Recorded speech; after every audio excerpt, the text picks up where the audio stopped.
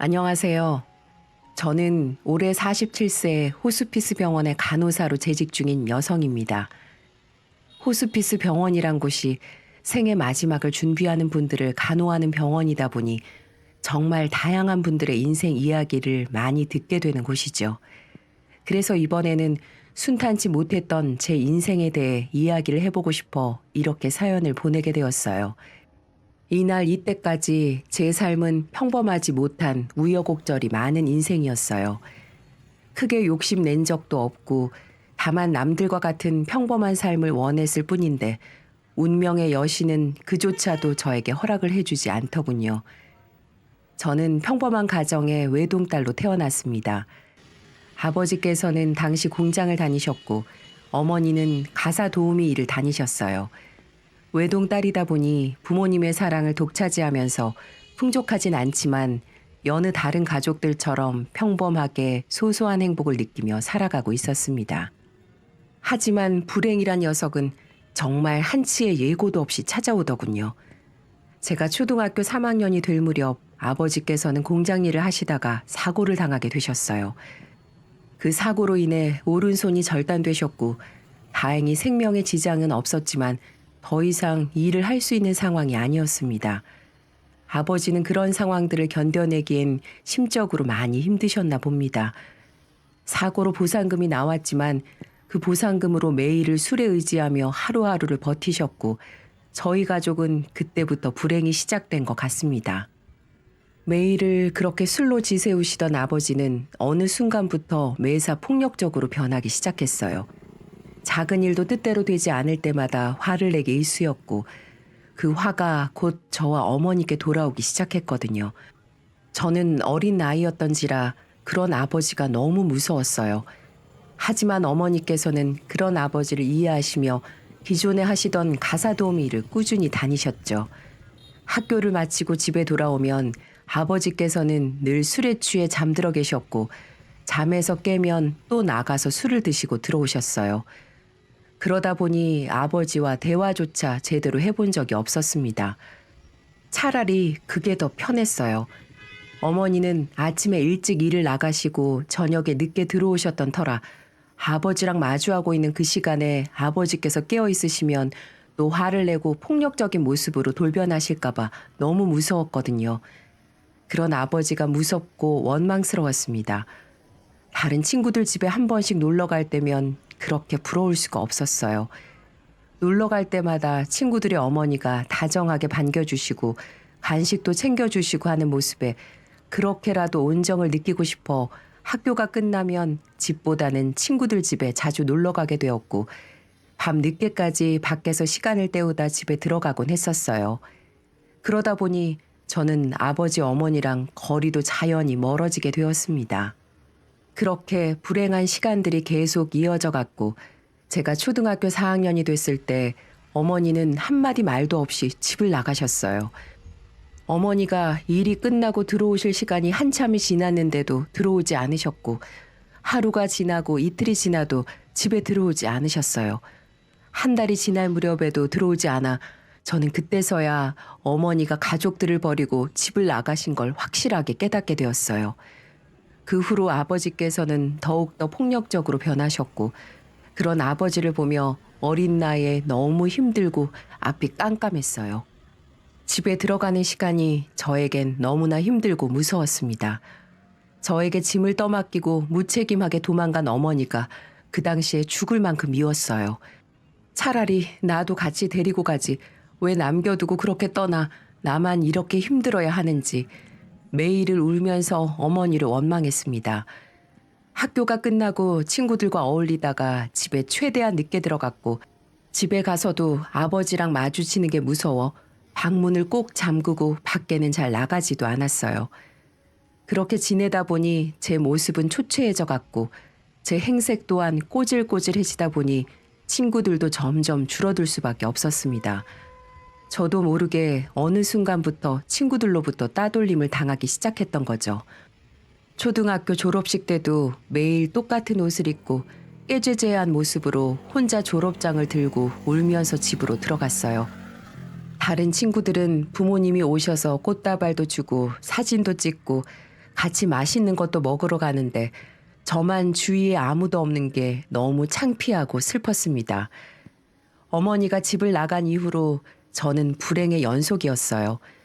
아버지는 보상금으로 받은 돈을 탕진하셨고 나라에서 나오는 보조금으로 술을 드시고 흥청망청 쓰시는 바람에 집안 꼴은 말도 아니었습니다. 집에 먹을 거리가 있던 날이 없었고 그나마 그 당시 다행히 학교 급식이 시작되어 학교에서 끼니를 해결할 수 있었어요. 학교가 끝나고 집에 돌아온 뒤에는 배가 고프면 수돗물로 배를 채우고 잠이 들었고요. 아버지는 매일 저보고 술을 사오라고 소리 지르시고 집안 살림을 뒤엎는 등 횡포가 날이 갈수록 심해지셨고 저에겐 더 이상 감싸줄 아버지란 존재도 없다는 슬픔에 이젠 정말 혼자서 해나가야겠다는 생각이 들었습니다. 중학생이 됐을 때 그 당시 할 수 있는 모든 아르바이트를 하면서 학교를 다니기 시작했었어요. 전단지 배포, 신문 배달, 주말에 할 수 있는 식당 서빙이나 설거지 등등 학교 가는 시간을 제외하고 할 수 있는 아르바이트는 다 했습니다. 그러다 보니 시간적 여유도 없어지고 주위에 친구들도 없었어요. 그렇지만 저에겐 그런 건 사치일 뿐이었죠. 어떻게든 살아야 했으니까요. 친구들과의 추억 만들기보다 하루 당장 한 끼를 걱정해야 되는 제 자신이 너무나 서글펐습니다. 그래도 저는 학업도 놓치지 않으려 공부도 열심히 했고 나름 저희 지역에서 이름 있는 인문계 고등학교를 진학할 수 있었지만 저는 실업계 학교를 선택했죠. 제 성적으로 장학금도 받을 수 있고 가정 형편이 어려운 학생들에게 지원해주는 부분도 많아서 실업계 학교로 결정을 하고 진학을 하게 되었습니다. 고등학교 생활도 별다를 게 없었어요. 학교와 아르바이트를 병행하며 지냈고 같은 반 친구들이 손톱을 예쁘게 길러서 치장하고 서로 자랑할 때 울퉁불퉁해진 제 손을 보며 속상한 마음에 눈물을 머금은 적도 한두 번이 아니었어요. 저도 저렇게 다른 친구들처럼 학교 끝나고 같이 어울려 군것질도 하고 같이 독서실도 다니고 싶었지만 그럴 수 없는 현실이 너무나도 큰 자괴감이 들었습니다. 저의 사춘기는 그렇게 학업과 생계 유지를 위한 고군분투의 시간으로 보냈어요. 저에겐 그 길밖에 선택권이 없었으니까요. 그러던 어느 날부터 아버지 안색이 안 좋아 보이기 시작하더군요. 식사도 제대로 안 하시는데 몸도 많이 부어 있으셨어요. 맨날 술과 담배 쪄들어 사시는데 건강하실 리가 없었죠. 병원을 한번 가보시는 게 어떻겠냐고 조용히 말씀드렸더니 쓸데없는 소리 말고 술이나 사오라고 윽박지르더군요. 더 이상 말을 하기 싫어 저는 그대로 방에 들어가 버렸습니다. 그런 아버지가 너무 싫고 대화도 하기 싫었어요. 그러던 어느 날 저녁 아버지가 심하게 앓으시는 목소리가 들려 아버지 방에 가보니 배를 잡고 심한 복통을 호소하고 계셨어요. 너무 놀라 119를 불러 구급차를 타고 병원을 갔습니다. 아니나 다를까 아버지께서는 간암 말기라고 하시더군요. 의사 선생님은 더 이상 가망이 없다고 했습니다. 그래도 미우나 고우나 하나뿐인 가족이고 아버지이기에 저는 의사 선생님께 마지막 치료라도 받게 해드리고 싶다고 했고 그렇게 아버지는 안병동에 입원을 하셨어요. 그렇게 지금까지 아르바이트를 하면서 조금씩 모아둔 돈도 병원비로 다 쓰게 되었고 알바를 하면서 버는 돈과 아버지 앞으로 나오는 보조금 또한 병원비로 다 충당을 하고 있었어요. 그러다 보니 제 생활은 완전히 깨져버렸죠. 몸이 안 좋아서 걷기도 힘들 때도 억지로 아르바이트를 하러 가야 했고 너무 배가 고파 식당 서빙을 할 때 눈치 보면서 남은 음식을 주워 먹어가며 살아야 했습니다. 하루하루 죽고 싶을 만큼 괴로운 나날들이 지속되다 보니 아버지가 그냥 빨리 돌아가셨으면 하는 나쁜 마음을 먹기도 했어요. 결국 아버지는 3개월을 채 넘기지 못하고 돌아가셨어요. 제가 나쁜 마음을 먹어서 그렇게 된 건 아닌가 마음 한켠에 죄책감을 지울 수 없었습니다. 이젠 정말 세상에 저 혼자라는 생각에 많이 우울해졌고 성격도 비관적으로 바뀌고 있었죠. 불행의 연속이 계속되다 보니 몸도 마음도 많이 지쳐만 갔고 그때마다 저를 버리고 가신 어머니가 많이 원망스럽고 미웠습니다.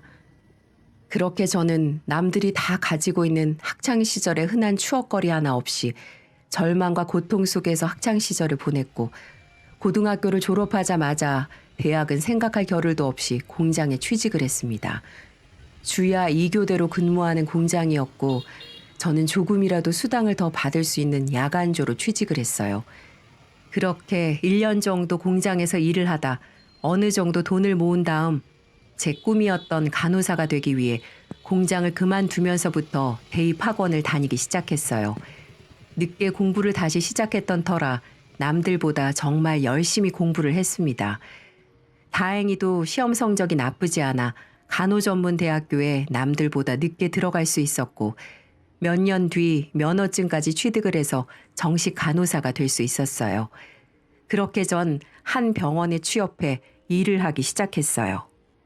일은 많이 힘들었지만 적성에 맞아서 꾸준히 간호사 일을 하게 되었어요.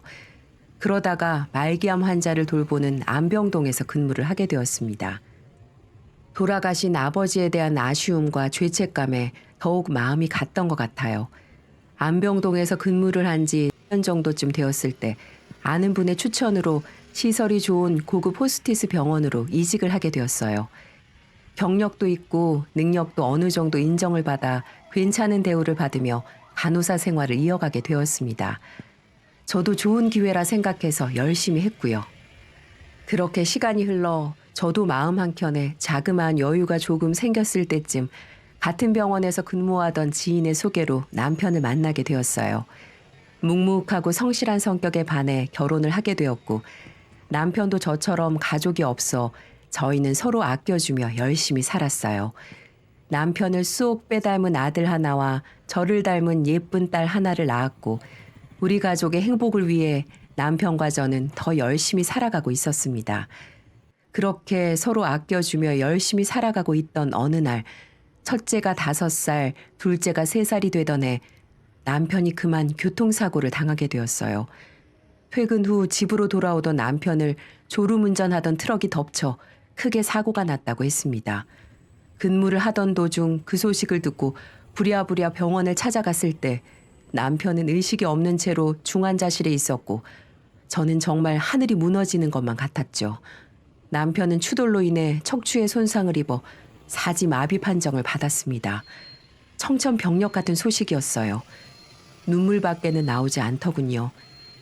남편같이 좋은 사람 만나 천사 같은 아이들과 이제야 소소한 행복을 느끼며 살아가고 있는 저에게 왜 불행은 예고도 없이 찾아와 절 이렇게까지 괴롭히는지 늘 불행을 안고 사는 저 때문에 남편이 그렇게 된 것 같아 죄책감에 괴로움을 감출 수 없었어요.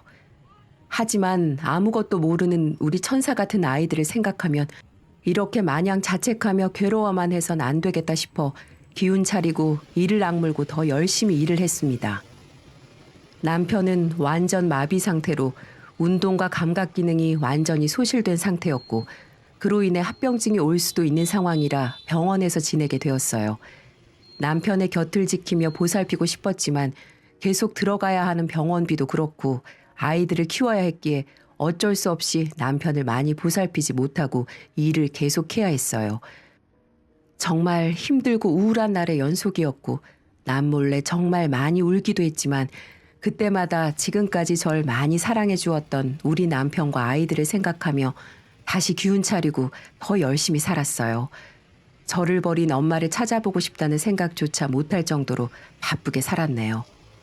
그렇게 엄마라는 존재가 저에게 있어 차츰 희미해져 갈 때쯤 평소와 같이 일을 하고 있던 중 낯익은 환자가 입원 수속을 하러 병원에 왔는데 저는 소스라치게 놀라고 말았어요.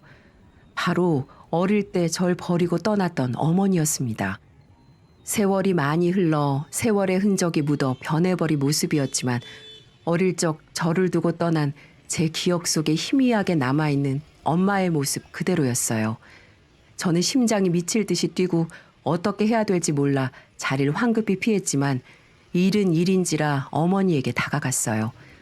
혹여 저를 기억하지 못할 수도 있지 않을까 내심 겁도 나고 알아보면 어떻게 해야 되나 고민도 했지만 일단 일 처리를 위해 어머니에게 다가간 순간 어머니도 저를 한눈에 알아보셨습니다. 저에게 지숙이가 아니냐고 물어보시는 게 아니라 지수가, 내 딸 지수가 하시며 눈시울이 붉어지시는 걸 보고 저도 참았던 눈물이 터져버렸어요. 저 두고 가신 지 30년이 지나서 이제 삶의 끝자락에 와서 다시 보게 되었네요. 정말 오래 걸렸어요.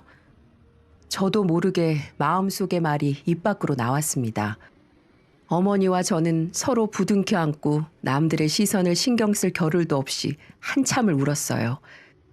어머니는 그 당시 어린 저를 두고 떠날 수밖에 없었던 이유를 말씀해 주셨어요.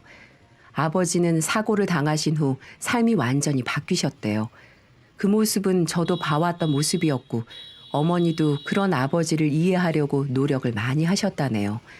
하지만 어느 순간부터 성격도 폭력적으로 바뀌시고 어머니에게 손찌검도 하셨답니다.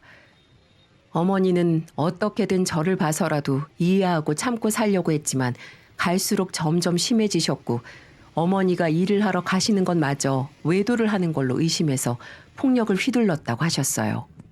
저를 두고 그렇게 떠나려고 마음먹기가 쉬웠겠냐며 어느 정도 삶이 안정되고 나면 꼭 저를 데리러 오려고 했지만 여자 혼자 사회생활 하는 게 순탄치가 않아 시간만 흘러갔다고 하시며 미안하다고 눈물만 흘리셨습니다. 그렇게 저를 두고 떠나셔야 했던 이유를 듣고 나니 여자 입장에서 그 당시 어머니의 마음이 이해가 돼서 저도 눈물이 나더군요. 어머니께서는 제 이야기도 듣고 싶어 하셨어요. 저는 그리 행복했던 날들이 아니었기에 어머니께 들려드리고 싶지 않았지만 어머니는 끝까지 듣고 싶어 하셨습니다. 학창 시절부터 아버지께서 어떻게 돌아가셨는지 그리고 지금 현재 제가 어떻게 살고 있는지 한참을 이야기를 들려드리다 보니 어머니는 내내 눈물만 흘리셨어요. 연신 고생했다, 미안하다라는 말씀을 하시면서 말이죠. 그날부터 저는 어머니와 많은 시간을 보냈어요. 어머니는 저를 두고 떠나신 몇 해 뒤 사업가와 재혼을 하셨는데 그분은 7년 전 암으로 세상을 떠나셨대요. 슬아에 딸이 하나 있는데 입원 수속하러 온 날 같이 왔었기에 본 적이 있었어요. 며칠 뒤 병문안을 와서 저랑 정식으로 인사를 나누는데 참 밝고 긍정적인 성격이었죠. 만약 저에게도 그런 동생이 있었다면 제 삶이 그렇게 고단하지만은 않았을 것 같다는 생각도 들었습니다. 그 동생은 가정이 있어 어머니를 모실 수 없어 저희 병원에 모시게 되었다고 했고 잘 부탁드린다고 자기가 더 챙기지 못해 미안하다고도 했어요. 저는 떨어져 있던 시간 동안 어머니에게 못다했던 마음을 다하고 싶어 지극정성으로 어머니를 모셨어요. 어머니 또한 마찬가지로 저랑 보내는 시간 동안 너무 행복해 하셨고 많이 사랑해 주셨습니다. 비록 마지막 생을 마감하러 오신 어머니였지만 그 시간 동안 전 너무 행복했어요. 하루는 저희 아이들을 데려와서 어머니께 보여드렸어요. 남편도 부모님이 계시질 않아 아이들에게 할아버지 할머니란 존재를 알려주지 못했는데 아이들에게 외할머니야 인사드려 라고 얘기했을 때 마음속에 무언가가 뭉클했었어요. 어머니도 내 손주들이라며 힘든 몸을 일으켜 안아주시고 예뻐해 주셨어요. 아이들 너무 예쁘게 잘 키웠다며 내 딸 고생했다고 그렇게 좋아하시던 모습을 잊을 수가 없습니다. 남편도 보여드리고 싶었지만 어머니께서 보시고 마음 아파하실까봐 보여드리지 못한 게 조금은 아쉬움이 남네요. 그 뒤 몇 달이 지나고 어머니는 하늘나라로 가셨어요. 마지막 순간까지 가쁜 숨을 몰아쉬시면서도 제 손을 꼭 잡고 미안하다고 그래도 가기 전에 널 볼 수 있어서 너무 행복했다고 하시고선 눈을 감으셨습니다. 저도 많이 아쉽고 슬펐지만 이렇게라도 어머니를 보고 마지막을 함께 해드릴 수 있어 그나마 위안이 되었어요. 그렇게 어머니를 보내드린 후 일주일 정도 시간이 흘렀을 때 저에게 변호사라는 분이 찾아왔어요. 어머니랑 재혼하신 배우자분이 세상을 떠난 뒤 어머니 앞으로 예산을 남겨두고 떠나셨는데 그중 30억을 저에게 유산으로 상속을 하셨다네요. 그리고 편지 한 통을 남겨주셨는데 저는 편지를 읽어보고 나선 그동안의 원망과 서러움이 눈 녹듯이 사라졌고 뜨거운 눈물만 흘렸습니다. 그 편지엔 이렇게 적혀 있었어요. 내 딸 지수가 이 엄마가 많이 원망스럽고 미웠지. 평생을 원망하고 미워해도 이 엄마는 너에게 할 말이 없다. 내가 그러면 안 되는 건데 내가 조금만 더 참고 너를 끝까지 품었어야 됐는데 비겁하게도 엄마는 나 살려고 도망을 친 거였단다. 어떤 말로도 너에게 용서받을 수 없겠지만 너를 두고 떠난 날부터 엄마는 하루도 마음 편하게 지낸 적이 없었어. 혼자 남겨진 네가 어떻게 지낼지 눈에 훤히 보이는데도 엄마는 조금만 더 나아지면 가야지 하다 보니 시간이 흘러버렸고 나중엔 너에게 염치가 없어서 찾아가지 못하겠더구나. 나만 행복하게 살고 있는 것 같다 너무 죄스럽고 마음이 편할 날이 없었어. 너를 찾아갈 용기가 나질 않더구나. 그냥 내가 한 번 더 용기 내어 먼저 찾아갈 것을 이렇게 미련하고 무책임한 엄마여서 미안하다. 엄마는 요 최근 몇 달이 너무 행복했었단다. 내게 남은 시간이 얼마 없는 게 너무 원망스럽고 남은 시간이 그렇게 절실할 수가 없었어. 그게 바로 내 딸 지숙이 너 때문이었단다. 이 엄마가 용서가 되지 않았을 텐데 이 엄마를 이해해주고 지극정성으로 보살펴 주었던 너에게 너무 고마웠단다. 조금만 더 함께하면서 더 사랑해주고 싶었는데 이 엄마에게 허락된 시간이 얼마 남지 않아 너무 미안한 마음뿐이야. 그래도 내게 남은 시간만큼은 너와 함께하고 싶은 이 엄마의 욕심이 행여 너에게 짐이 되었던 건 아닐까 조심스러웠어. 그래도 끝까지 힘든 내색 하나 없이 엄마 곁에서 함께해주고 나를 보며 웃어주던 네 모습을 보니 내 평생의 마음의 짐이 조금은 덜 수 있게 된 것 같아 참 위안이 됐단다. 세상에 둘도 없을 예쁜 내 딸 인생이 그렇게 고되고 힘든 게 다 이 못난 애미 탓인 것 같아 너무 마음 아팠고 미안했단다. 그동안 사는 게 많이 힘들었을 텐데 그래도 포기하지 않고 열심히 살아준 너에게 너무나 고맙고 네가 대견하구나. 세상 어떤 걸로도 내가 너에게 용서받을 수 없겠지만 내 딸이 남은 시간 동안 조금이라도 자신을 위한 인생을 살았으면 하는 바람으로 엄마의 마음을 전하는 거니까 부디 사양하지 말고 받아줬으면 좋겠다. 이걸로 용서를 바라진 않을게. 못난 엄마를 평생 원망하더라도 부디 희망 잃지 말고 너는 아이들에게 나 같은 엄마가 되지 않길 바란다. 전에도 그렇고 이번에도 널 남겨두고 먼저 떠나지만 우리 지숙이는 남은 인생 불행이 아닌 행복하게 살고 오길 바래. 그리고 우리 나중에 다시 만나는 날에는 그땐 힘들었던 일들보다 행복했었던 날들의 이야기를 들려줬으면 좋겠구나. 염치 없지만 다음 생에도 내가 꼭 우리 지숙이 엄마가 되어 이번 생에 못해준 사랑 주면서 평생 품고 살 수 있게 다음 생에도 내 딸이 되어주겠니? 엄마는 꼭 그랬으면 좋겠다. 정말 짧은 시간이었지만 너를 만나고 가게 돼 너무 고맙고 내겐 너무나도 소중한 시간이었다. 너에게도 조금이나마 이 엄마의 마음이 전해졌으면 좋겠구나. 많이 미안하고 사랑한다. 내 딸 지수가. 한 글자 한 글자 온 힘을 다해 진심을 담아 써내려간 편지 한 장에 어머니의 심정과 마음이 뼈저리게 느껴져서 눈물이 멈추질 않았어요. 그렇게 저는 그 편지를 받고 얼마나 울었는지 모릅니다. 진심 어린 엄마의 편지를 받아들이면서 엄마가 저를 평생 잊지 않고 살아왔다는 사실에 너무 고맙고 감사했어요. 절 찾아오지 않았던 거 그런 건 문제가 되지 않았습니다.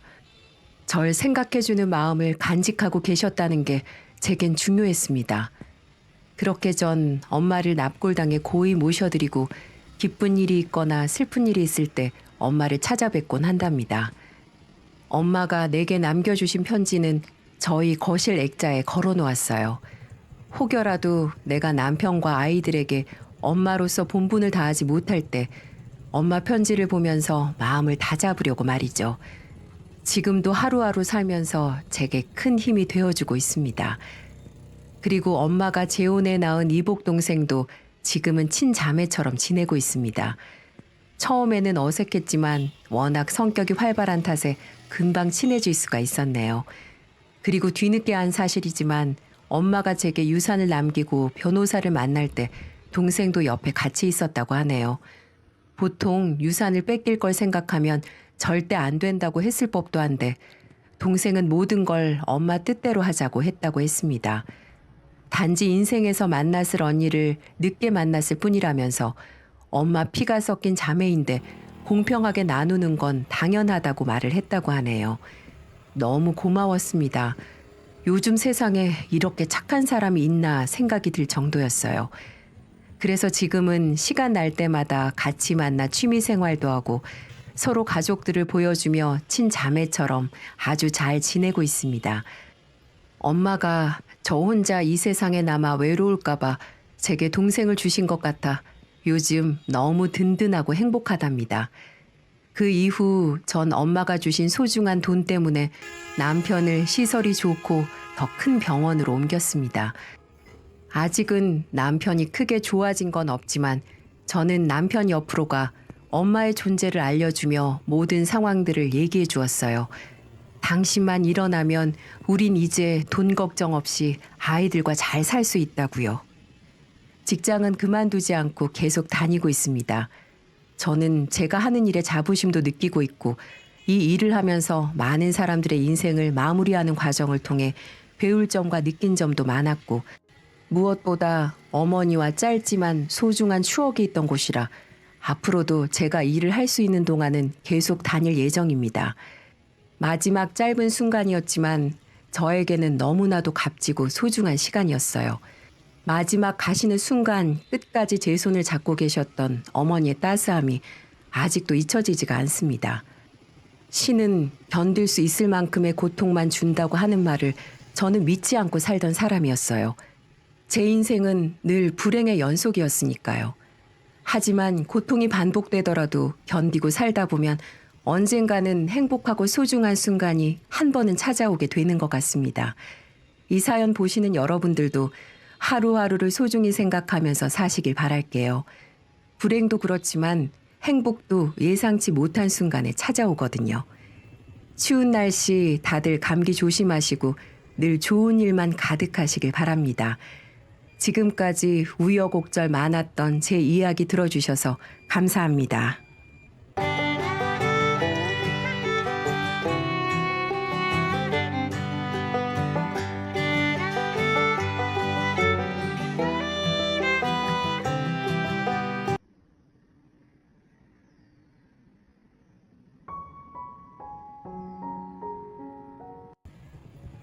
안녕하세요.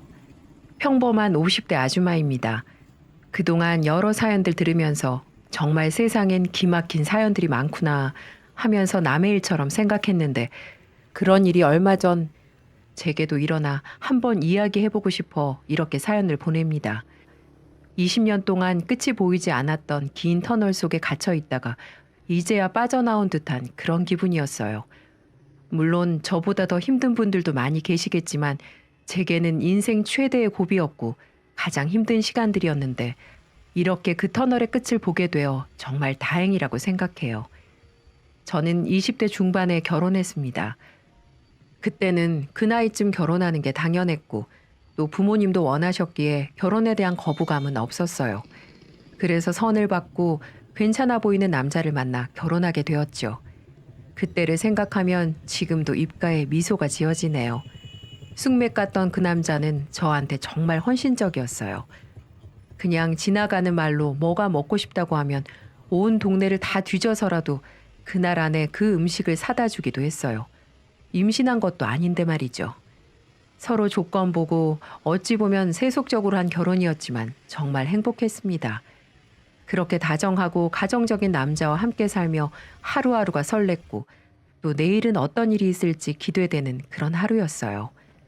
그런데 그 행복은 평생 가지 않더군요. 직장을 잘 다니던 남편이 갑자기 직장을 그만두고 사업을 시작했는데 조금 지나고 나니 IMF가 터졌고 그렇게 남편의 사업은 내리막길을 걷기 시작했습니다.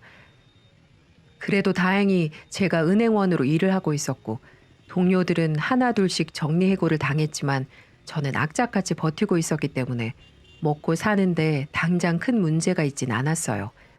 그럼에도 불구하고 남편은 매일매일을 술로 살았습니다. 그리고 술에 만취해 들어온 날이면 언제나 가슴 속에는 제가 좋아하는 호떡 2장을 품고 들어와서는 미안하다고 다시 일어서겠다고 다짐처럼 이야기하곤 했죠. 그럴 때마다 눈물을 감추느라 정말 혼났습니다. 안 그래도 되는데, 나한테 기대도 되는데 언제나 가장 노릇을 하려 하는 남편이 너무 안쓰럽더군요. 그래도 둘이 힘을 합치면 잘 이겨낼 수 있을 줄 알았습니다. 그런데 IMF로 인한 금모으기 운동이 끝나고 어느 정도 사회가 안정을 찾아가고 있을 때 저에겐 청천벽력 같은 일이 벌어졌습니다. 여느 때와 같이 귀가가 늦는 남편을 기다리고 있었는데 역시나 술에 취한 남편이 들어섰습니다. 그런데 그날은 혼자가 아니더군요. 어때? 여기가 이제부터 네가 살 집이야. 마음에 들어?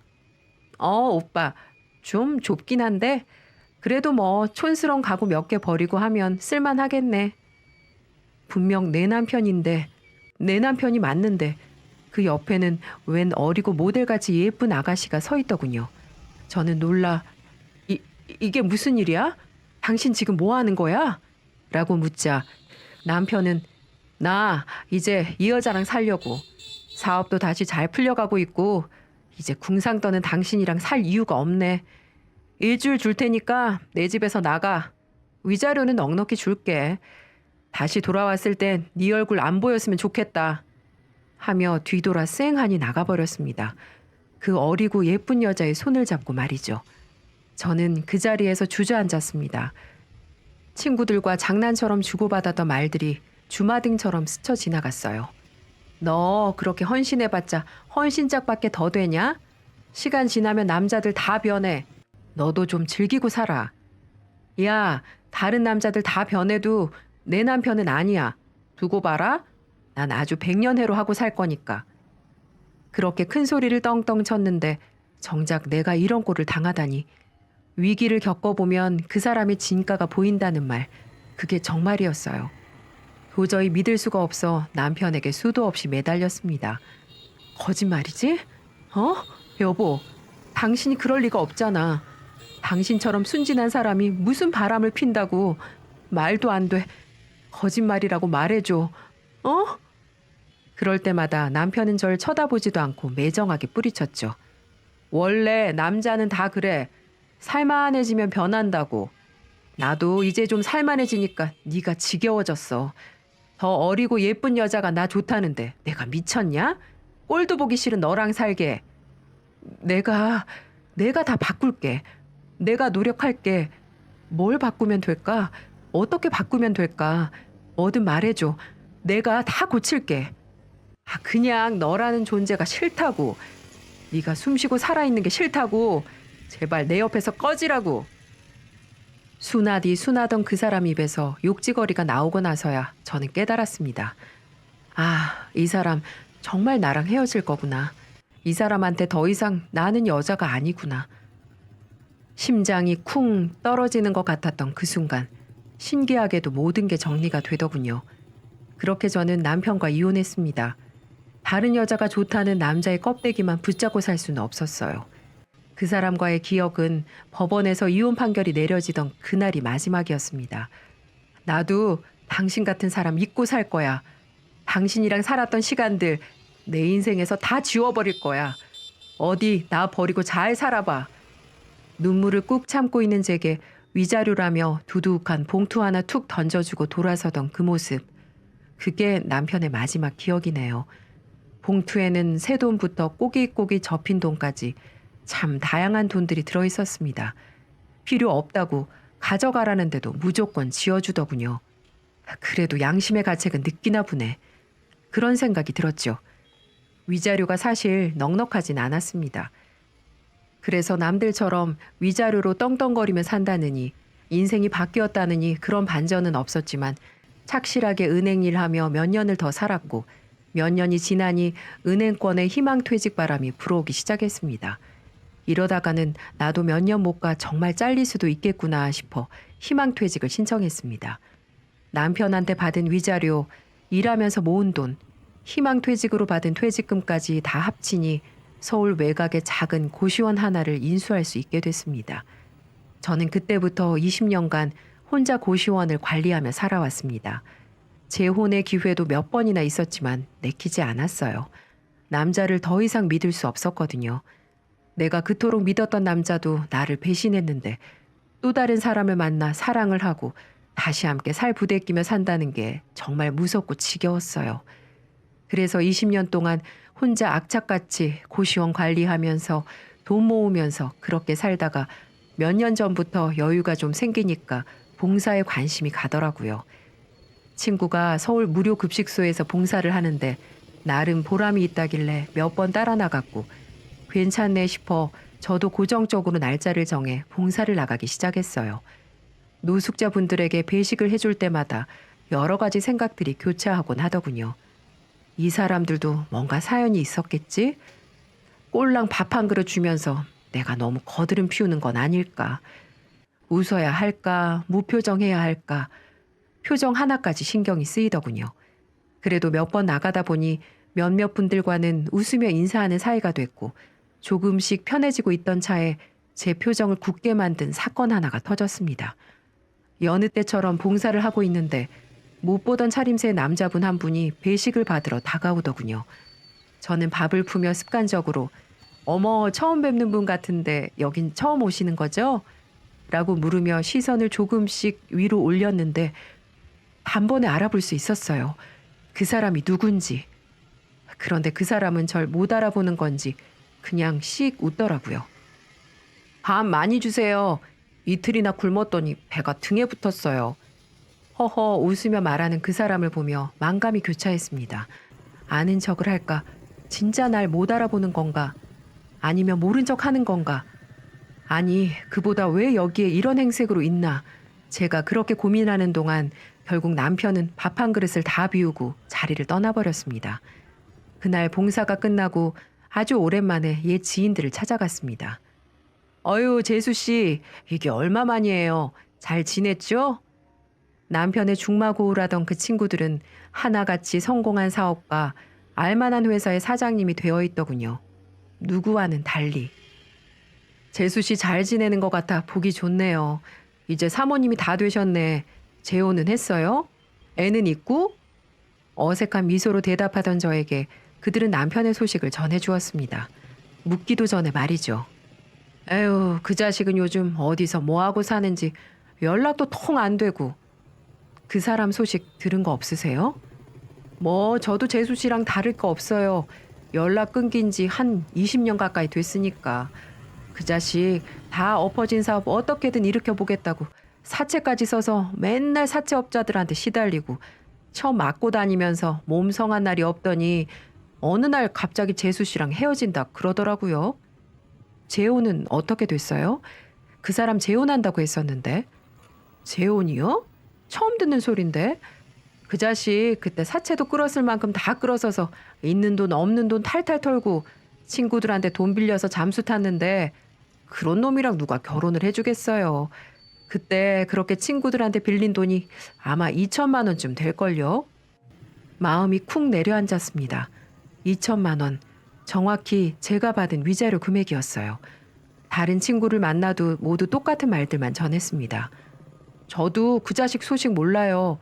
몇 년 전에 누가 어디 지방 기차역에서 노숙하고 있는 걸 봤다는 소문은 있는데 뭐 저도 직접 본 건 아니라서.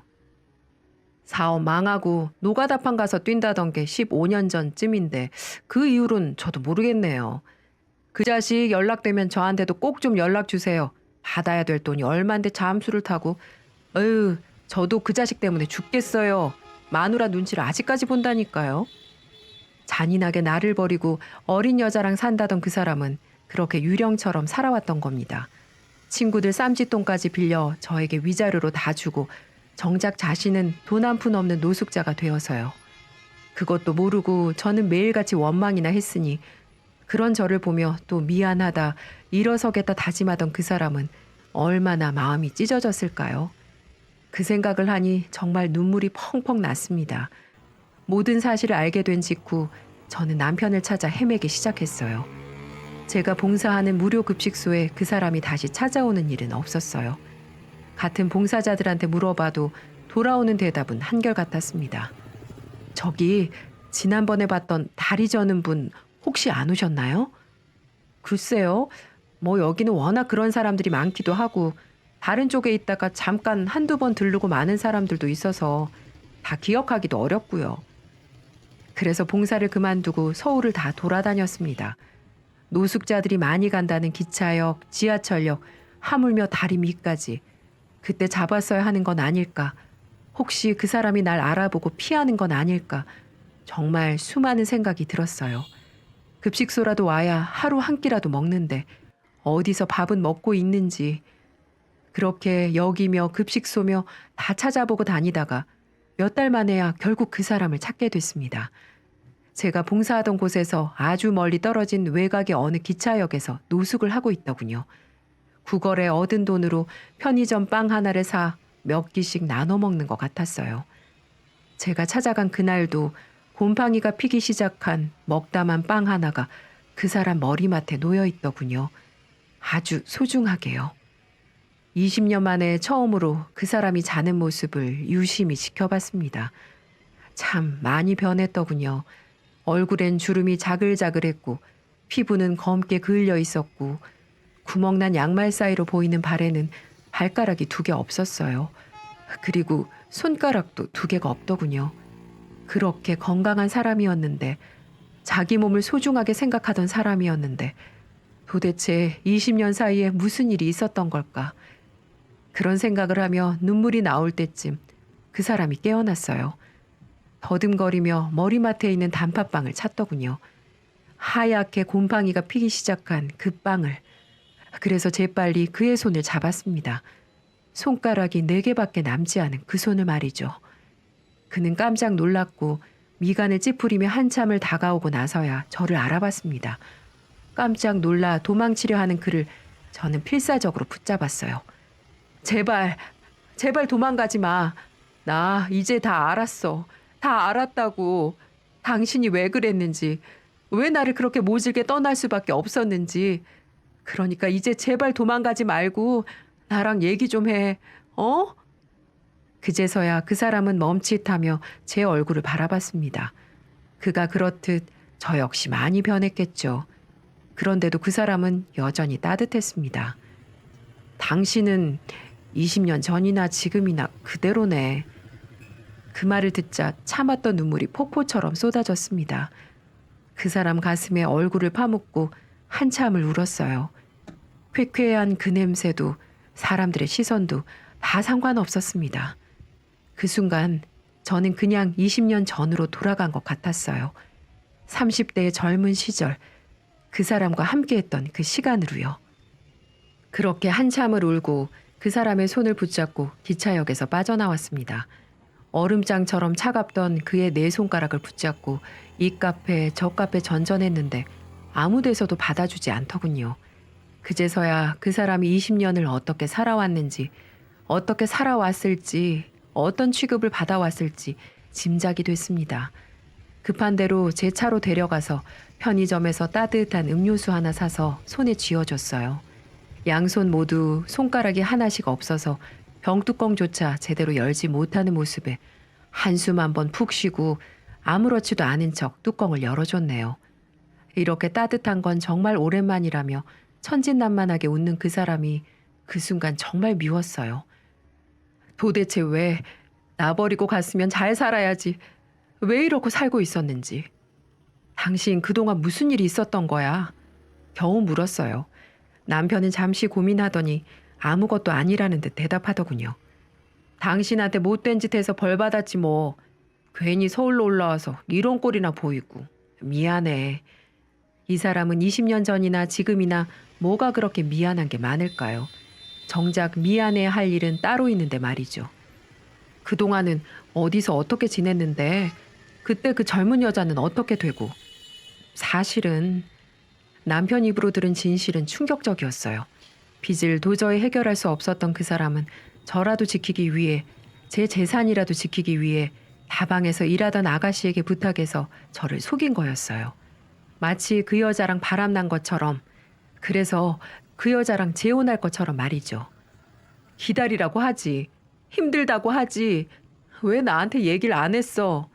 그랬으면 당신은 기다린다고 했을 거니까, 도와준다고 했을 게 뻔하니까. 당신까지 그 구렁텅이로 들어가게 할 수는 없었어. 그래서 그랬다고? 그래서 그렇게 내 마음에 대못 받고 간 거라고? 미안해. 근데 난 다시 그때로 돌아가도 또 똑같은 선택을 할 수밖에 없을 거야. 그 사람은 저 대신 모든 걸 짊어졌던 겁니다. 빚까지 등에 지고 한겨울에도 막노동해가며, 그래서 동상 걸린 손가락 발가락을 2개씩이나 절단해가며 그렇게 10수년을 살아온 거였어요. 그러다가 어느 날부터 한쪽 눈이 안 보이더라고. 그러니 막노동도 할 수가 있나. 남 얘기하듯 허허 웃으며 얘기하는 그 사람이 너무 안쓰러워서 그저 말없이 꼭 안아줬습니다. 그리고 곧바로 병원부터 데려갔어요. 그랬더니 당뇨로 인한 망막병증이라고 하더군요. 혈당이 계속 높아져 있어서 모세혈관에 손상이 생기고 이로 인해 실명이 진행되고 있다는 거였어요. 진행이 심해서 지금 당장은 주사나 레이저를 시작해도 효과를 보기 어려울 거라는 말에 하늘이 무너져 내리는 것 같았어요. 그 길로 남편을 데리고 제가 운영하는 고시원에 들어왔습니다. 그리고 한 달 동안 정말 지극정성으로 보살폈어요. 평생 관심도 없었던 저당식 당뇨 환자식을 찾아보고 공부하며 매끼 정성스럽게 밥 지어 먹이고 같이 산책하면서 다시 20년 전으로 돌아간 것 같은 기분이었어요. 물론 남편이 잠들고 나면 하루하루 눈물로 지새우긴 했지만은요.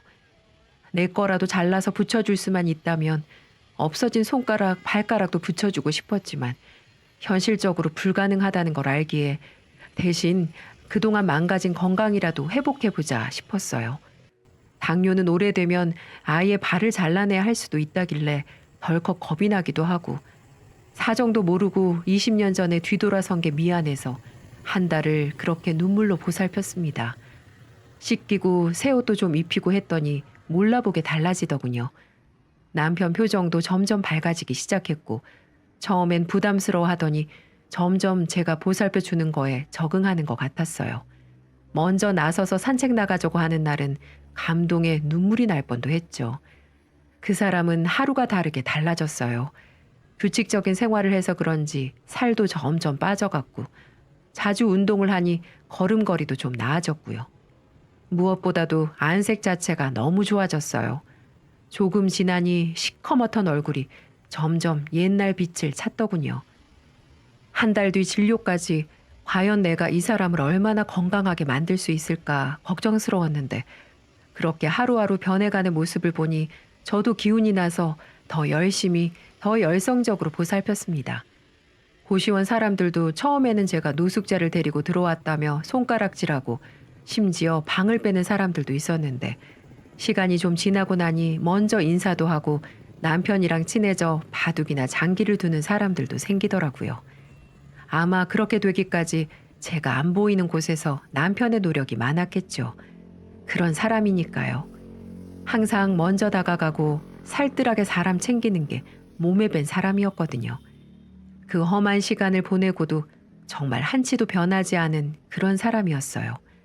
또 그런 사람이라 제가 사랑했고 여전히 사랑하는 사람이기도 하지만요. 그렇게 한 달이 지나고 정말 떨리는 마음을 붙잡고 병원으로 향했습니다. 제 나름대로는 잘 먹였고 운동도 시켰는데 과연 건강이 어떻게 변했을지 그 사람보다 제가 더 긴장을 한 탓에 오히려 그 사람이 저를 안심시키더라고요.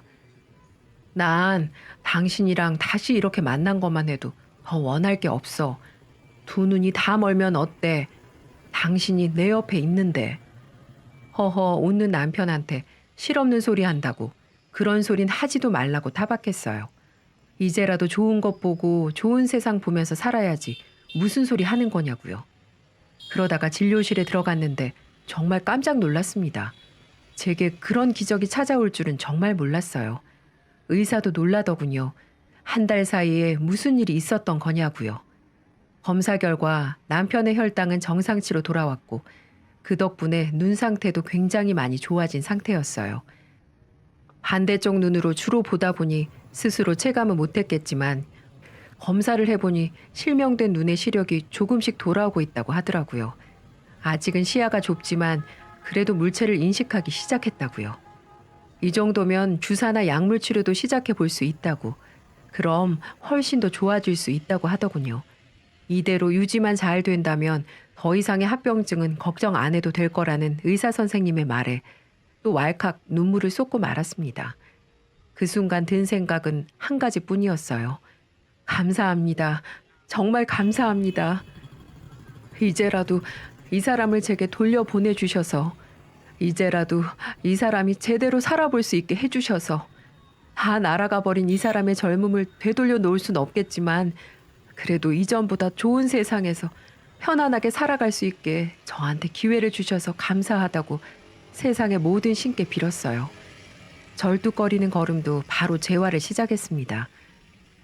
손가락이 하나씩 없어 손에 힘을 못 주던 그 사람이 몇 달 후에는 혼자 병뚜껑을 따고 계란 후라이를 굽고 저 몰래 막노동을 나가 번 돈으로 저를 위해 꽃다발을 사오더군요.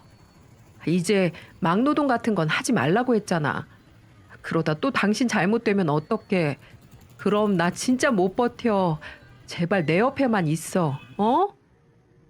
제 말에 남편은 그저 허허 웃으며 알았다고, 이젠 안 하겠다고, 그냥 젊었을 때 못 사준 꽃 한 다발이 마음에 걸려서 그랬다고 저를 안아주더라고요.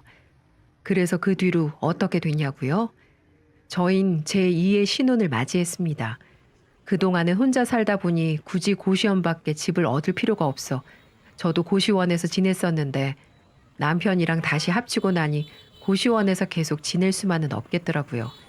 그래서 고시원 근처에 작은 아파트 하나 얻어서 예쁘게 인테리어도 하고 집도 꾸미고 매일매일 뭐 해 먹을까 고민하면서 남들처럼 평범하게 살고 있습니다.